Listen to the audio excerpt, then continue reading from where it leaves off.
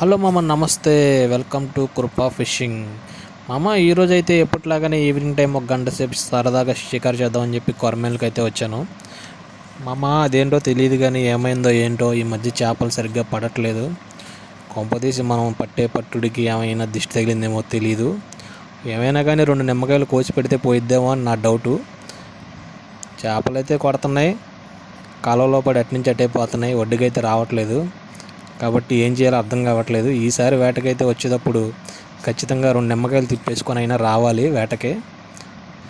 చూడాలి వేట ఎలా ఉంటుందో. చూడండి, లైక్ చేయండి. కొత్త వాళ్ళు ఎవరన్నా ఉంటే సబ్స్క్రైబ్ చేసుకోండి. ఈరోజు ఫిషింగ్ అయితే పెద్దగా అయితే అవ్వలేదు, కానీ లైక్ చేసి కొంచెం సపోర్ట్ చేయండి. చేపలు బాగా పడాలని కామెంట్ చేయండి. దాని మీద ఇంట్రెస్ట్తో అప్పుడు బాగా కొట్టాలి చేపలని. ఈసారి నెక్స్ట్ వీడియో బీభత్సంగా ఉండేలాగా చూడండి.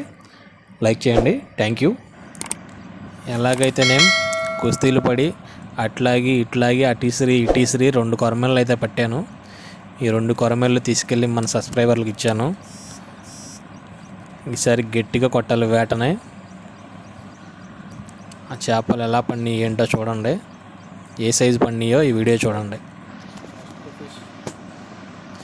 ఇదే 2వ చేప.